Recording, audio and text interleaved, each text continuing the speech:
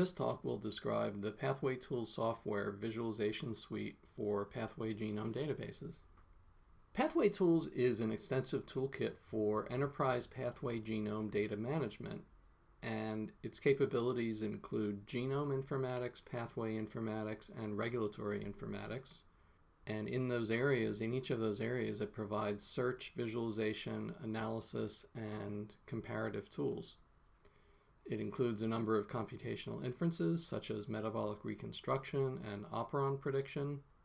It includes tools for omics data analysis, for constructing quantitative metabolic flux models, for editing pathway genome databases interactively, and it runs as both a desktop application and as a web server. It's one of the most extensive bioinformatics toolkits, including, for example, gene, protein, and RNA searches, and a gene information page, a Genome Browser, operon inferences, blast searches, and sequence pattern searches. It includes both searches and information pages for reactions, metabolites, and pathways. It includes a metabolic root search algorithm, and it has a regulatory network viewer, and it has a number of tools for omics data analysis as well.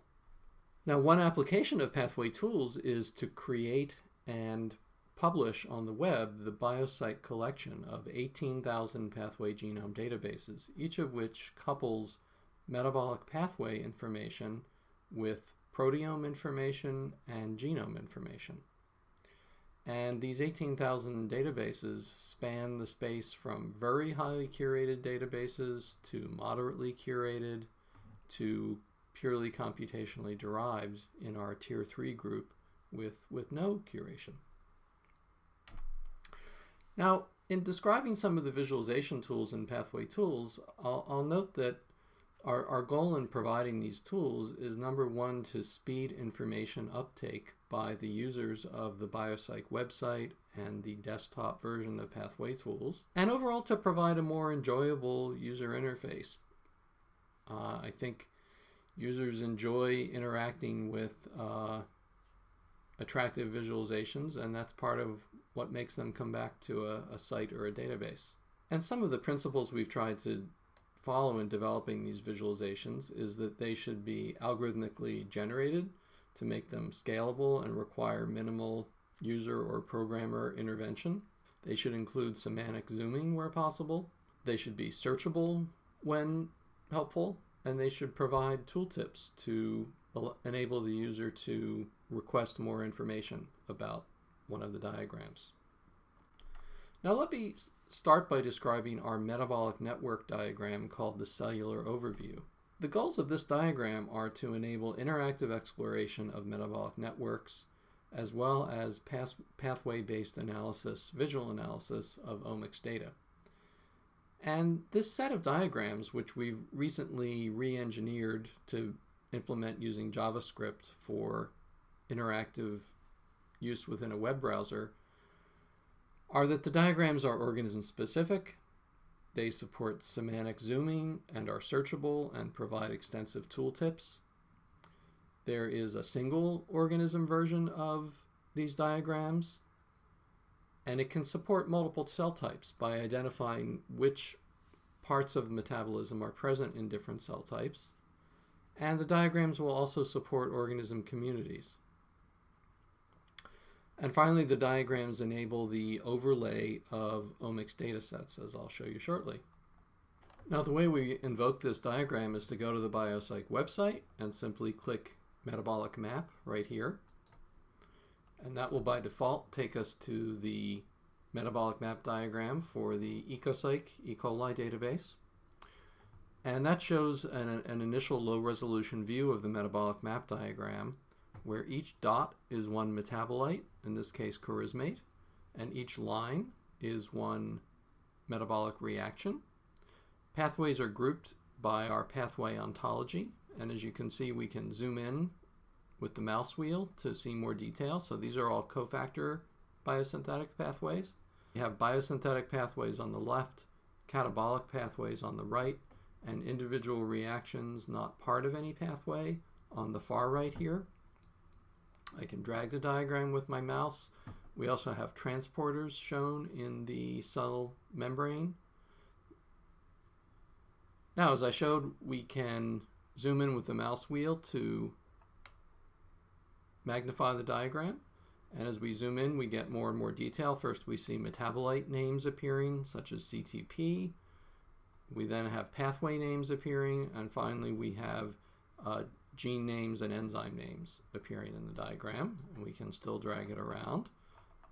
We can search the diagram using the commands on the right side here. So if I want to search for a given gene, I can simply search by name, such as the TRPA gene. I can click highlight, and it comes up over here. That's the reaction catalyzed by the TRPA gene right there in the biosynthetic pathway for tryptophan shown here. We can search for other entities like pathways, reactions, metabolites, etc. It's also possible to overlay omics data sets onto this metabolic map diagram. In this case, we've overlaid a 6-point transcriptomics data set for E. coli, in which E. coli cells are shifting from anaerobic to aerobic growth. As you can see, and what we do is we color many reactions in the diagram with colors reflecting the expression levels of the genes coding for each reaction. And as you can see, much of the diagram is gray, and that's because a few outlier values are throwing off the color scale. So we can actually use this sliders here to adjust the color scale. So I'm going to compress this color scale down, and you can see we pick up a lot more range now, see a lot more colors. We can zoom in to see, for example, the fermentation pathway in more detail.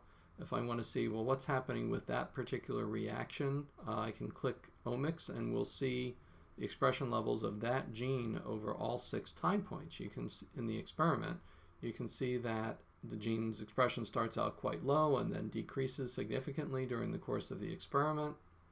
Now, as I mentioned, there are 6 time points. We can actually view the time points by clicking the animation button, and we'll cycle through all of the 6 time points. And what we're seeing is that during the shift from anaerobic here to aerobic here conditions, that overall fermentation is down-regulating significantly.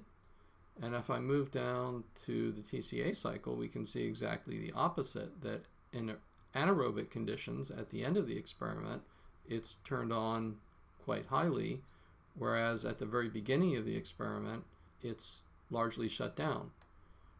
And we can play through all the time steps to watch it turn on dynamically. And really, we can do that for any of the steps. We can examine in this case, there are 2 genes coding for enzymes that catalyze that reaction. So we can look at any of the enzymes in more detail to see what's happening with them. And this is one of the most popular tools within our website. Our users have told us that they really enjoy this diagram and that it's extremely useful to them in analyzing their transcriptomics data sets. Finally, this version of the diagram actually incorporates 8 different metabolic map diagrams from 8 different organisms, 8 different bacteria in a microbial community called the altered Shadler flora. We're simultaneously showing the metabolic map diagrams for each organism in the community to show how the organisms interact metabolically. We're looking at metabolites that the organisms exchange, and we've highlighted within the diagram in orange the pathways that are unique to each organism, as shown in the legend down here. So each of the organisms brings some unique metabolism to the community. We can also show meta-transcriptomics data on this organism community overview, just as we did for the single organism version a minute ago. Now, we've recently developed another tool for exploring metabolic map diagrams called the Metabolic Network Explorer. And this has a very different nature. Our users have told us that sometimes the cellular overview diagram we just saw shows too much information. And so the goal of this Metabolic Network Explorer is to let the user start at a single metabolite, in this case L-arginine, and interactively explore the metabolic network around that single metabolite. And so when we select a single metabolite using the tool, we're presented with this initial display that shows us L-arginine as well as the principal metabolites feeding into reactions that produce arginine, as well as the metabolites that are products of reactions that consume arginine. And I'm now going to click on one of these metabolites. I've clicked on agmatine, which was right here, and it now shows me the reaction that converts arginine to agmatine. It's still showing me these metabolites if I want to explore in either direction, but it's also showing me the products of reactions that consume agmatine. I'm now going to click on putrescine to explore that reaction, and it will now add another reaction to show the production of putrescine from agmatine. And furthermore, I can click next on spermidine, and it will add the reaction that produces spermidine from putrescine. So we've now explored 3 different reaction steps away from arginine through the network, with all the other choices for expansion shown along the way. We can also use some preference controls to add in chemical structures, for example, and remove EC numbers from the reaction diagrams. And at any time, I can kind of reset the path that we're exploring by clicking on a different metabolite. So if I wanted to explore the production of L-arginosuccinate, I could click on that metabolite and we'd start exploring a different path, and the rest of this path would be discarded by the software. Now, another visualization within Pathway Tools is its Genome Browser, and our Genome Browser has a different style than other genome browsers that have been developed. For example, it starts with a single screen view of the entire genome, or almost the entire genome, in this case of E. coli. It's going up to about 3.9 megabases out of the 4.6 or so megabases present in E. coli. And each little arrow is one gene. The colors indicate operon organization, so adjacent genes in the same color are in the same operon. And the directionality of the arrows indicates transcription direction, and you'll sometimes see different shaped arrowheads, such as here and here. Those are RNA coding genes. Now, we can use some zoom controls that are present to zoom in and expand the level right in this region of the chromosome. So this is the entire chromosome. We're actually looking at a region that wraps around the origin, shown in red, since bacterial chromosomes are circular. We can zoom in further to see now a much more constrained region, and we see each individual gene in more detail. We see promoters, terminators. We see some transcription factor binding sites down here. We see a pseudogene. And if I zoom in further, I can actually go all the way down to the sequence level, seeing for this gene both the nucleotide sequence on both strands as well as the amino acid sequence. And we also have a comparative mode of the Genome Browser that lets us line up several different chromosomes centered around a given ortholog, in this case in orange. So we've now shifted the color scheme so that genes in the same color are orthologs of one another. And we can see that these 2 salmonellas have genes inserted that are not present in the other genomes. We've also developed some visualizations for regulation-related tools.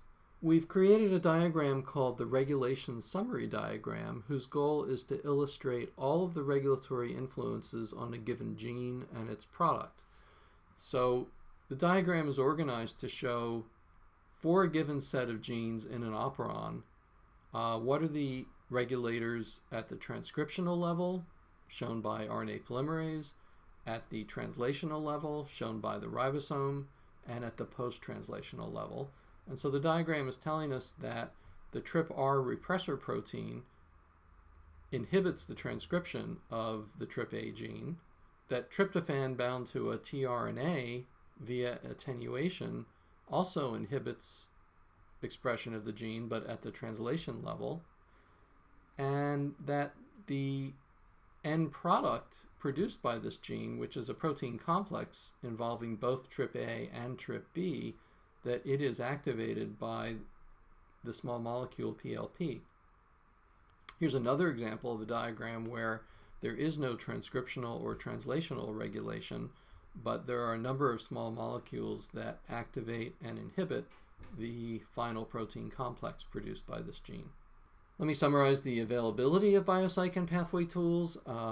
In biopsych.org, the E. coli and Metapsych databases are freely available to all, so those are good places to go to explore the databases if you're new to them, explore the tools available. The remaining BioPsych databases are available via subscription, which supports our curation activities. The Pathway Tool software is free to nonprofit organizations for research purposes. We charge a fee to commercial organizations, and it runs on the 3 major platforms. Please go to pathwaytools.com for more information.